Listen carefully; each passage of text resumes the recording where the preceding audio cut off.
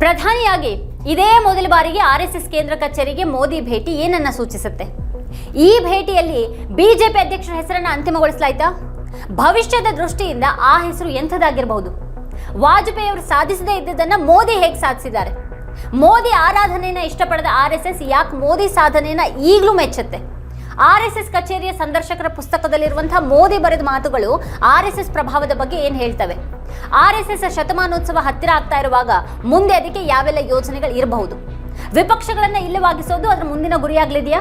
ಸದ್ಯಕ್ಕೆ ದೇಶದ ರಾಜಕೀಯದಲ್ಲಿ ದೊಡ್ಡ ಚರ್ಚೆ ವಿಷಯವಾಗಿರುವಂತಹ ಈ ಪ್ರಶ್ನೆಗಳನ್ನೇ ನಾವು ಇವತ್ತಿನ ವಿಡಿಯೋದಲ್ಲಿ ಚರ್ಚೆ ಮಾಡೋಣ.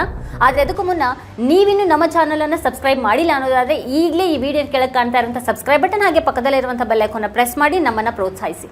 ಪ್ರಧಾನಿ ಮೋದಿ ಹಾಗೆ ಆರ್ಎಸ್ಎಸ್ ನಡುವೆ ನಡೆಯುವಂತಹ ಕಣ್ಣಾ ಮುಚ್ಚಾಲೆ ಆಟದ ಹಿಂದಿನ ರಾಜಕೀಯದ ಬಗ್ಗೆ ನಿಮಗೇನು ಅಭಿಪ್ರಾಯ ಇದೆ ಅದನ್ನು ಕೆಳಗಡೆ ಕಮೆಂಟ್ ಮಾಡಿ. ಈ ವಿಡಿಯೋವನ್ನು ಮಿಸ್ ಮಾಡದೆ ಕೊನೆವರೆಗೂ ನೋಡಿ. ಹಾಗೆ ಇದರ ಲಿಂಕ್ ಅನ್ನು ನಿಮ್ಮೆಲ್ಲ ಬಂಧು ಮಿತ್ರರಿಗೆ ವಾಟ್ಸ್ಆಪ್ ಮಾಡಿ. ನಾವೀಗ ವಿಷಯಕ್ಕೆ ಬರೋಣ. ಭಾನುವಾರ ಪ್ರಧಾನಿ ಮೋದಿ ಅವರು ನಾಗ್ಪುರದ ಆರ್ಎಸ್ಎಸ್ ಪ್ರಧಾನ ಕಚೇರಿಗೆ ಭೇಟಿಯನ್ನ ನೀಡಿದ್ರು. ಮೋಹನ್ ಭಾಗವತ್ ಅವರೊಂದಿಗೆ ವೇದಿಕೆಯನ್ನ ಹಂಚಿಕೊಂಡ್ರು.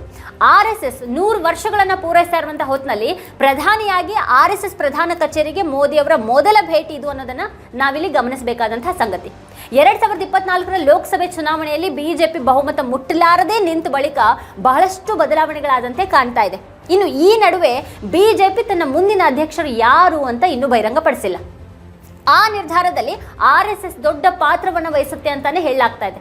ಮೋದಿ ಮತ್ತೆ ಶಾ ಕೂತ್ಕೊಂಡು ಡಿಸೈಡ್ ಮಾಡಿ ಅದನ್ನ ಆರ್ಎಸ್ಎಸ್ ಒಪ್ಪಿಕೊಳ್ಳಲೇಬೇಕಾದಂತಹ ಅನಿವಾರ್ಯತೆ ಇದ್ದಂತಹ ಕಾಲ ಈಗಂತೂ ಇಲ್ಲ. ಆರ್ಎಸ್ಎಸ್ ಅನ್ನ ದೂರ ಮಾಡಿದ್ರೆ ಬಿಜೆಪಿ ತೆರಳಲೇಬೇಕಾದಂತಹ ಬೆಲೆ ಏನನ್ನೋದು ಕಳೆದ ಲೋಕಸಭೆ ಚುನಾವಣೆ ವೇಳೆಯಲ್ಲಿ ಸಾಬೀತಾಗಿದೆ. ಆರ್ಎಸ್ಎಸ್ ಜೊತೆಗಿದ್ರೆ ಬಿಜೆಪಿಗೆ ಎಷ್ಟು ಲಾಭ ಇದೆ ಅನ್ನೋದು ಹರಿಯಾಣ, ಮಹಾರಾಷ್ಟ್ರ ಹಾಗೆ ದಿಲ್ಲಿಯಲ್ಲಿ ಈಗಾಗಲೇ ಸಾಬೀತಾಗಿದೆ. ಇಷ್ಟ ಇರಲಿ ಅಥವಾ ಇಲ್ಲದೆ ಇದ್ರೂ ಮೋದಿಗೆ, ಬಿಜೆಪಿಗೆ, ಅಮಿತ್ ಶಾಗೆ ಆರ್ಎಸ್ಎಸ್ ಅನ್ನ ದೂರ ಮಾಡೋ ಹಾಗಿಲ್ಲ ಈಗ. ಹೀಗಿರುವಾಗಲೇ ಮೋದಿ ನಾಗ್ಪುರಕ್ಕೆ ಹೋದಿದ್ದು ಕುತೂಹಲ ಕಾರಣ ಆಯಿತು. ಮೋದಿ ತಮ್ಮನ್ನ ತಾವು ಸ್ವಯಂ ಸೇವಕ ಅಂತ ಹೇಳ್ಕೊಂಡ್ರು. ವಾಜಪೇಯಿ ಕೂಡ ಹಾಗೇನೆ ಬಣ್ಣಿಸ್ಕೊಂಡಿದ್ರು. ಅದು ವಾಜಪೇಯಿ ವೈಖರಿ ಬಗ್ಗೆ ಆರ್ಎಸ್ಎಸ್ ತೀವ್ರ ಅಸಮಾಧಾನ ಹೊಂದಿದಂತ ಹೊತ್ತಾಗಿತ್ತು. ಆದ್ರೆ ಅವ್ರ ನಾಗ್ಪುರ ಭೇಟಿಯ ನಂತರ ಕೂಡ ಆರ್ಎಸ್ಎಸ್ ಜೊತೆಗಿನ ತಮ್ಮ ಹಳಸಿದ ಸಂಬಂಧವನ್ನ ಸರಿಪಡಿಸ್ಕೊಳ್ಳೋದಿಕ್ ಆಗಿರಲಿಲ್ಲ. ಕೆ ಸುದರ್ಶನ್ ಆರ್ಎಸ್ಎಸ್ ಸರಸಂಘ ಚಾಲಕರಾಗಿದ್ದಾಗ ಆಗಸ್ಟ್ 2000ರಲ್ಲಿ ಆಗ ಪ್ರಧಾನಿಯಾಗಿದ್ದಂಥ ವಾಜಪೇಯಿ ಅವರು ಆರ್ಎಸ್ಎಸ್ ಕಚೇರಿಗೆ ಭೇಟಿಯನ್ನ ನೀಡಿದ್ರು. ಹಾಗಾಗಿ ಮೋದಿ ಅಧಿಕಾರದಲ್ಲಿದ್ದಾಗಲೇ ಆರ್ಎಸ್ಎಸ್ ಕಚೇರಿಗೆ ಭೇಟಿ ನೀಡಿದಂಥ 2ನೇ ಪ್ರಧಾನಿಯಾಗಿದ್ದಾರೆ. ವಾಜಪೇಯಿ ಪ್ರಧಾನಿಯಾದಾಗ ಹಲವು ವಿಷಯಗಳಲ್ಲಿ ಅವರು ಪ್ರಮುಖ ನಿರ್ಧಾರಗಳನ್ನು ಆರ್ಎಸ್ಎಸ್ ರದ್ದುಗೊಳಿಸಿತು. ಅವರು ಹಣಕಾಸು ಸಚಿವರಾಗಿ ಜಸ್ವಂತ್ ಸಿಂಗ್ ಅವರನ್ನ ಬಯಸಿದ್ರು. ಆದರೆ ಅಂತಿಮವಾಗಿ ಯಶವಂತ್ ಸಿನ್ಹಾ ಅವರನ್ನ ಅಲ್ಲಿ ಒಪ್ಕೊಳ್ಬೇಕಾಯ್ತು.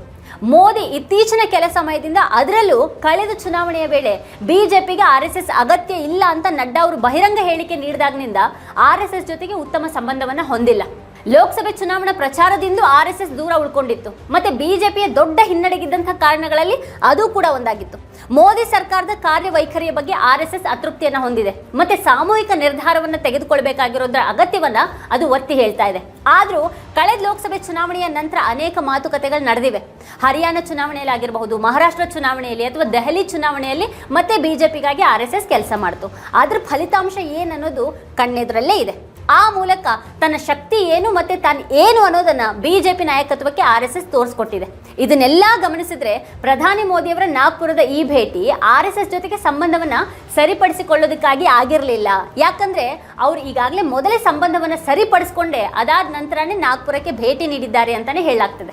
ಸಮಸ್ಯೆಗಳ ಹೊರತಾಗಿನೂ ಮೋದಿ ಆರ್ಎಸ್ಎಸ್ ಜೊತೆಗೆ ಸಾಮರಸ್ಯ ಸಾಧಿಸೋದ್ರಿಂದ ಈ ಒಂದು ಭೇಟಿ ಸಾಧ್ಯ ಆಯಿತು ಅಂತ ಹೇಳಲಾಗ್ತದೆ.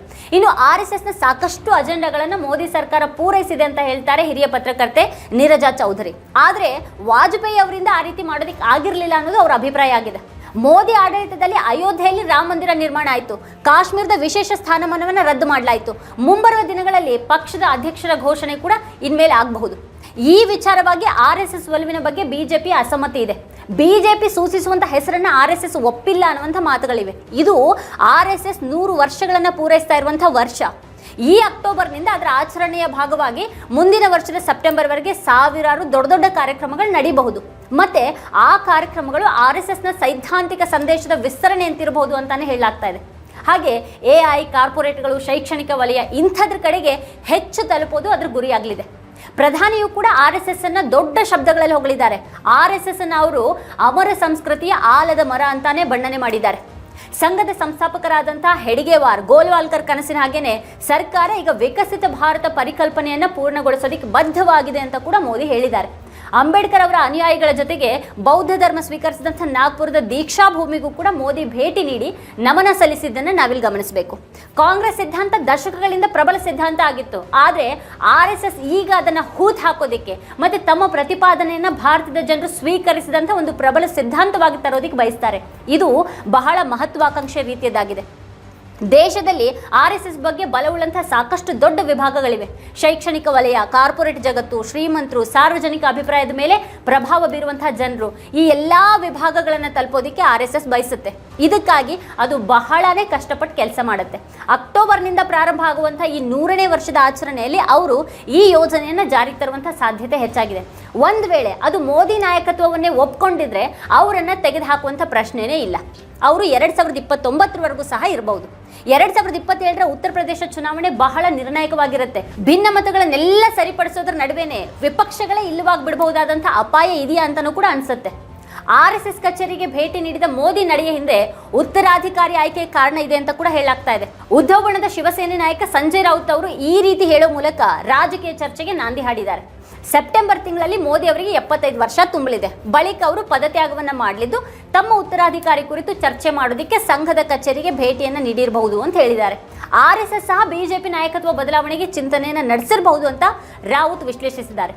ಖಂಡಿತ ಇಲ್ಲಿ RSS ಮುಂದಿನ 50 ವರ್ಷಗಳ ಬಗ್ಗೆ ಯೋಚನೆ ಮಾಡಿರುತ್ತೆ. ಹಾಗಾಗಿ ಖಂಡಿತವಾಗಿಯೂ ಮೋದಿ ಉತ್ತರಾಧಿಕಾರಿಯ ಬಗ್ಗೆಯೂ ಸಂಘದವರು ಯೋಚನೆ ಮಾಡಿರ್ತಾರೆ.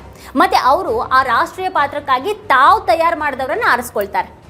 ಮಹಾರಾಷ್ಟ್ರ ನಾಯಕರಾಗಿರುವಂತಹ ಗಡ್ಕರಿ ಮತ್ತು ಫಡ್ನವೀಸ್ ಇಬ್ಬರು ಮೋದಿ ನಾಗ್ಪುರದ ಭೇಟಿ ಕಾರ್ಯಕ್ರಮದಲ್ಲಿ ಇದ್ರು ಅನ್ನೋದನ್ನ ಇಲ್ಲಿ ಗಮನಿಸಬೇಕು. ಫಡ್ನವೀಸ್ ಅಂತೂ RSSನ ಅತ್ಯಂತ ನೆಚ್ಚಿನ ಮನುಷ್ಯ. RSS ಮೋದಿಯ ನಂತರ ಯಾರು ಅನ್ನೋದನ್ನ ಯೋಚನೆ ಮಾಡಿರಬಹುದು. ಬಹಳಷ್ಟು ಜನರು ಆದಿತ್ಯನಾಥ್ ಅವ್ರ ಬಗ್ಗೆ ಮಾತಾಡ್ತಾರೆ.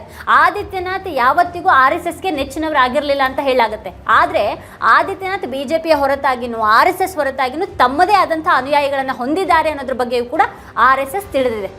ಆದಿತ್ಯನಾಥ್ ಅವರು ವಾಜಪೇಯಿ ಅವರ ಹಾಗೆ ಅಥವಾ ಮೋದಿ ಹಾಗೆ ಅಮಿತ್ ಶಾ, ಫಡ್ನವೀಸ್ರಂತೆ RSSನಿಂದ ಬೆಳೆದು ಬಂದಂಥ ನಾಯಕ ಅಲ್ಲ.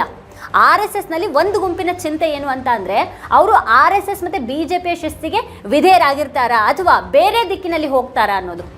ಅವರು ಅಜೆಂಡವನ್ನು ಮತ್ತಷ್ಟು ಬಲಪಂಥೀಯವಾಗಿಸಬಹುದು ಮತ್ತದು RSSನ ಕೆಲವರಿಗೆ ಅವರು ಬಯಸಿದ್ದೇ ಆಗಿರಬಹುದು. ಆದರೂ ಆದಿತ್ಯನಾಥ್ ಖಂಡಿತ ಮೋದಿಯ ಉತ್ತರಾಧಿಕಾರಿಯಾಗಬಲ್ಲವರ ಸಾಲಿನಲ್ಲಿ ಇರ್ತಾರೆ. ಇನ್ನು ಫಡ್ನವೀಸ್ ಕೂಡ ಹೇಗೆ ಮುನ್ನೆಲೆಗೆ ಬರಬಹುದು ಅನ್ನೋದನ್ನು RSS ಇಲ್ಲಿ ನೋಡಲಿದೆ. ಶಿವರಾಜ್ ಚೌಹಾಣ್ ಕೂಡ ಅದರ ಒಂದು ದೃಷ್ಟಿಯಲ್ಲಿದ್ದಾರೆ. ಆದರೆ ಅಮಿತ್ ಶಾ ಇರ್ತಾರಾ ಅನ್ನೋದೇ ಈಗ ಮುಖ್ಯ ಪ್ರಶ್ನೆ. ಈಗಾಗಲೇ ಅವರು ಮೋದಿಯ ನಂತರದ ಸ್ಥಾನದಲ್ಲಿ ಇದ್ದಾರೆ. ಜೊತೆಗೆ ಹಿಮಂತ್ ಬಿಸ್ವಾ ಶರ್ಮಾ ಕೂಡ ಇದ್ದಾರೆ ಇಲ್ಲಿ.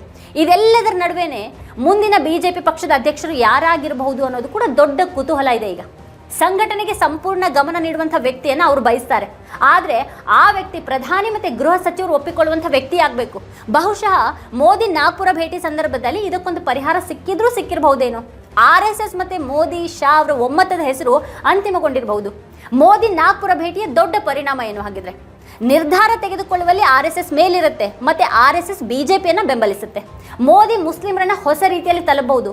ಮೋದಿ ಅವರಿಗೆ ಸವಾಲು ಎಡ ಮತ್ತು ಮಧ್ಯಮ ಪಂಥರಿಂದ ಅಲ್ಲ, ತೀವ್ರ ಬಲಪಂಥೀಯರಿಂದ ಇದೆ ಅಂತ ಹೇಳಲಾಗುತ್ತೆ. ಹಾಗೆ ಆದಿತ್ಯನಾಥ್ ಆ ತೀವ್ರ ಬಲಪಂಥೀಯತೆಯನ್ನು ಸಾಂಕೇತಿಸ್ತಾರ. ಆದ್ರಿಂದ ಪ್ರಶ್ನೆ ಇರೋದು ಈಗ ದೊಡ್ಡ ಕುಟುಂಬದಲ್ಲಿ ಏನು ನಡೀತಾ ಇದೆ ಅನ್ನೋದು. ಒಂದು ಪ್ರಮುಖ ವಿಷಯ ಅಂತಂದ್ರೆ ಇಲ್ಲಿ ಸದ್ಯಕ್ಕೆ ಬಿಹಾರದಲ್ಲಿನ ಒಂದೇ ಒಂದು ಚುನಾವಣೆ, ಅದಾದ ನಂತರ ದೊಡ್ಡ ವಿಷಯ ಅಂತಂದ್ರೆ ಉತ್ತರ ಪ್ರದೇಶ. ಆದರೆ ಅದಿನ್ನೂ ಬಹಳ ದೂರದಲ್ಲಿದೆ. ಇಲ್ಲಿ ವಾಸ್ತವವಾಗಿ ಸುಮಾರು 1 ವರ್ಷದವರೆಗೆ ಮೋದಿ ಸರ್ಕಾರ ಚುನಾವಣೆಗಳನ್ನು ಗೆಲ್ಲುವಂಥ ಸವಾಲುಗಳಿಂದ ವಿಚಲಿತ ಆಗೋದಿಲ್ಲ. ಮತ್ತೆ ಅದು ಸ್ವತಃ ತಯಾರಾಗೋದಕ್ಕೆ ಅದಕ್ಕೆ ಸಿಗ್ತಾ ಇರುವಂಥ ಸಮಯ ಆಗಿರಬಹುದು ಅಥವಾ ಮೋದಿಗೆ ಸಿಗ್ತಾ ಇರುವಂಥ ಸಮಯ ಇರಬಹುದು. ಇದೇ ಇವತ್ತಿನ ಸ್ಪೆಷಲ್. ನೋಡ್ತಾ ಇರಿ ವಾರ್ತಾಭಾರತಿ. ನೀವಿನ್ನೂ ವಾರ್ತಾಭಾರತಿ ಯೂಟ್ಯೂಬ್ ಚಾನಲನ್ನು ಸಬ್ಸ್ಕ್ರೈಬ್ ಮಾಡಿಲ್ಲ ಅನ್ನೋದಾದರೆ ಈ ಕೂಡಲೇ ಸಬ್ಸ್ಕ್ರೈಬ್ ಮಾಡಿ, ಹಾಗೆ ಪಕ್ಕದಲ್ಲಿರುವಂಥ ಬೆಲ್ ಐಕಾನ್ನ ಪ್ರೆಸ್ ಮಾಡಿ ನಮ್ಮನ್ನು ಬೆಂಬಲಿಸಿ.